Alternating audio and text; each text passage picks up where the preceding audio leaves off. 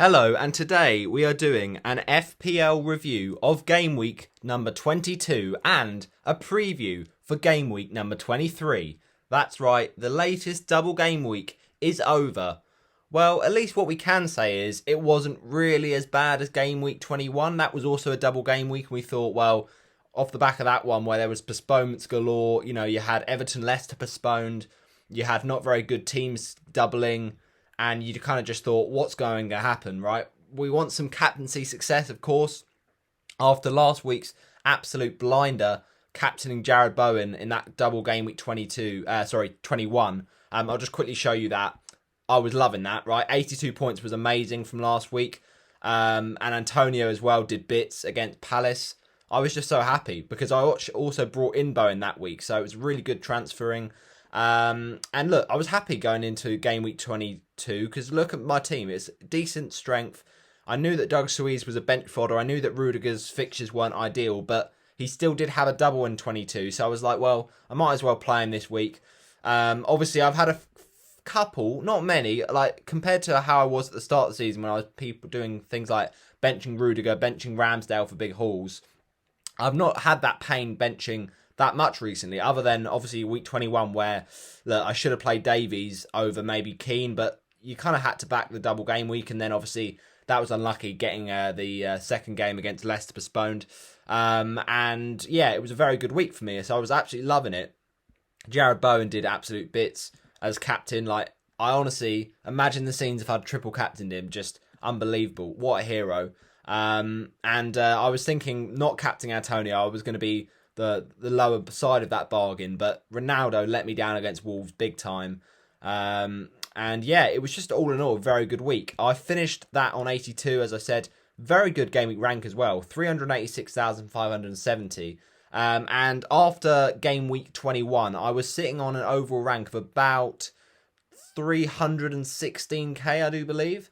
That was roughly what I was on, which was really, really good. So I was loving it. And we come into this game week with not the best double game week, to be fair. It could be better, but basically we've got four games after the initial 10.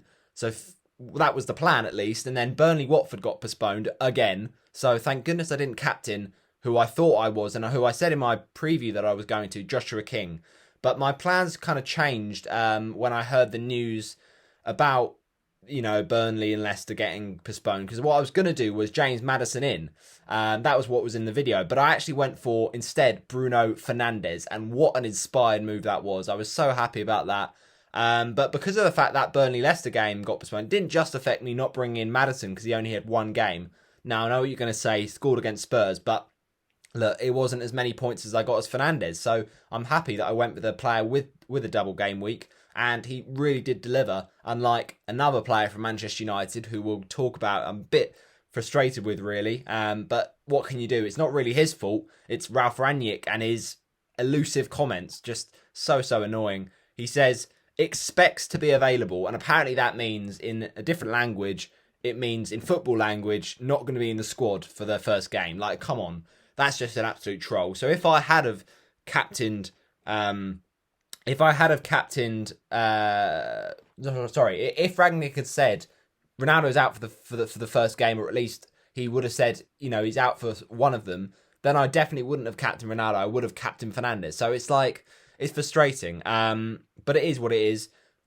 And the argument also is, well, if I hadn't have had Ronaldo fit for one of those games, maybe I'd have sold. I don't know. The United fixtures are so good. So I was thinking the long-term pick that was better was Ronaldo, but I was also aware that Kane had a good game against Leicester. He always scores against Leicester. I know, fair enough. 11-pointer. If you captained him, fair enough. But I always wanted to own Ronaldo over Kane because I knew the long-term fixtures were better. Didn't work for me this week, but look, in terms of my FPL team this week, I was loving it. It, boy, did work. 73 points in game week 22. Love that. De Gea, okay. How that United clean sheet has not happened since I've owned De Gea, I really don't know, right? So we got in De Gea for the run of games that involved game week 19 onwards, basically. I think it was Newcastle we got him in. I'm pretty sure. Or it might have been Burnley. It might have been Burnley, actually. But the point is, right, since that clean sheet at Norwich, he's not got a single clean sheet in very good fixtures. But it's not his fault, right? He's making so many save points. Lovely bonus point against Aston Villa, fully deserved, 7 points, 7 saves, another bonus. And United just can't defend. So the defence in front of him is letting him down. Another 7 saves against Brentford, just brilliant. De Gea is such a legend. Trent, 10 points is what he does. Michael Keane, look, I had Ben Davies playing for most up until the deadline. Then I quickly switched it because I thought, yeah, Arsenal game are going to get postponed. That's only one game for Davies. Let's back the fixture for Keane. He scores the most unlucky own goal you will ever see. What can you do? You had to back the fixture. It's just a terrible outcome. Cancelo's such a beast. Jota, very frustrating, hit the post. Fernandes, what a transfer in for Son. I was loving that. Bowen again, another goal, but he should have had one at the end. Antonio should have had 2 assists, but I'll take the assist even though he got booked. And Ronaldo, captaincy blank, very frustrating. Obviously, that's not his fault. He didn't play the first game. And it's the assist in the game against Brentford for that goal from Greenwood. So very frustrating, but still very good game week for me. I'm very happy with it. Look at that gaming rank as well, 935k. And we have gone up by a whopping amount. We have gone up, my people, by a decent amount. And not just that, we have now collected our 8th green arrow in a row. Unbelievable form we're on right now. We rose by 65,552. So let's quickly go to Game Week 23. I haven't made any transfers yet. I'm going to make it last minute. I am going to the Watford game on Friday night, so I have to do it a bit before deadline. But basically, what are my moves this week? It's probably going to be a roll of a transfer. If not, it'll be something last minute that we'll discuss in a future video. Thanks for watching. I'll see you next time. Bye-bye.